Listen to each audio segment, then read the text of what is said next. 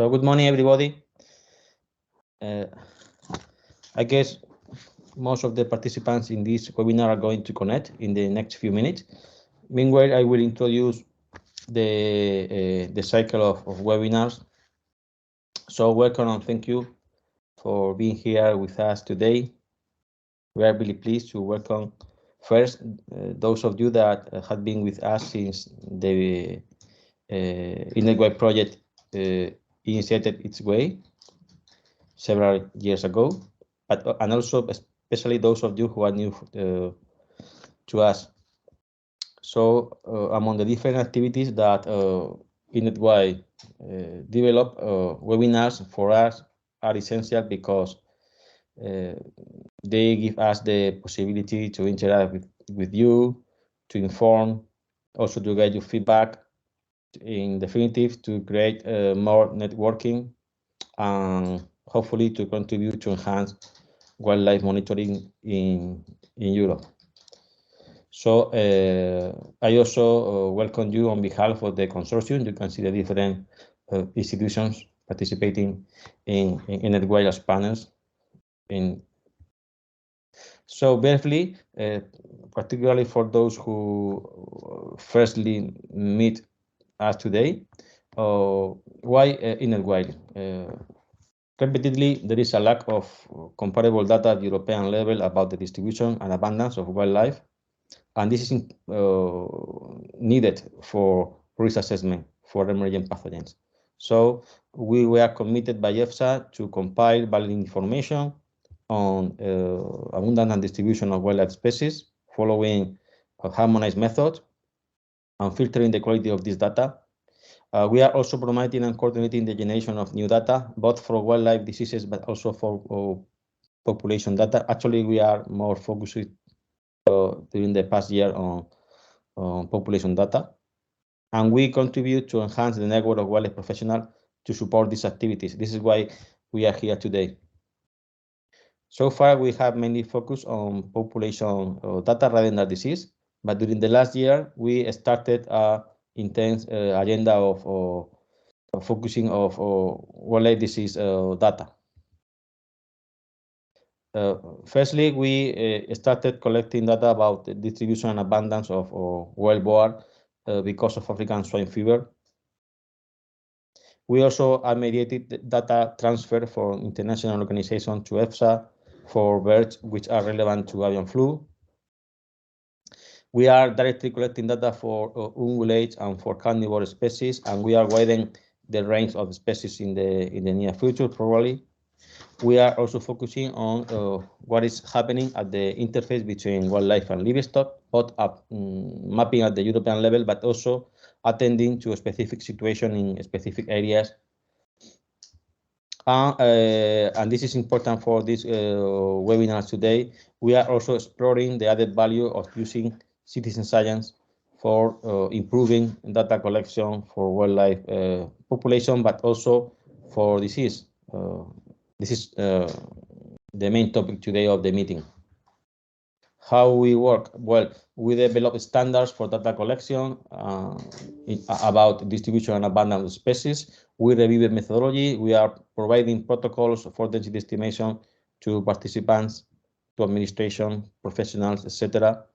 Then is when we started to collect data and to create a repository which is partially open.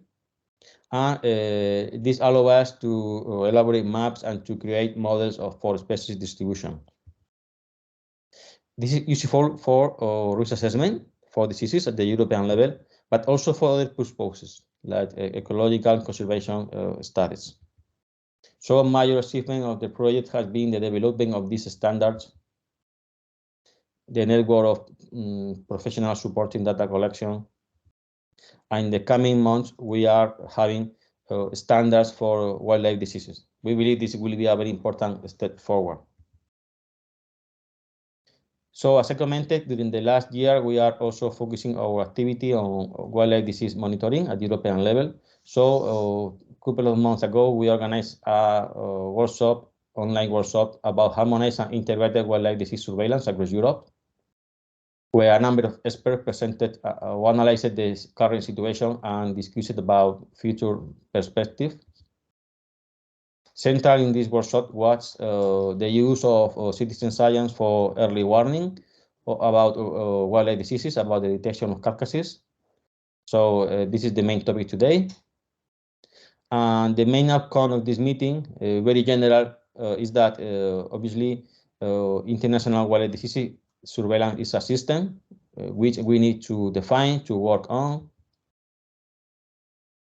This must be accompanied by developing best practices. Only in this way we will be able to develop appropriate and coordinated multidisciplinary collection of data at European level to be analyzed and interpreted and to be applied in decision making. Obviously, this system should be receiving continuously feedback from the outcomes. Also, in relation to One Health surveillance, ENETWILD is developing new activities. Recently, the European Union has allocated specific resources for member states for setting up coordinated surveillance systems under this One Health approach for cross-border pathogens, for zoonotic pathogens. So EFSA has been asked to prioritize pathogens where surveillance should be targeted. And then member state will apply for funds to start that surveillance. So we have been commanded by EFSA to review about surveillance systems in Europe, but in general, all over the world, targeting transboundary and emerging zoonotic pathogens in wildlife and in the environment. We are also most specific to Europe. We are mapping the main existing structures and specific initiatives for surveillance about these emerging and zoonotic pathogens. About prioritization of zoonotic pathogens, where our wildlife is implicated, we are also reviewing the criteria to be considered for prioritizing and developing methodology.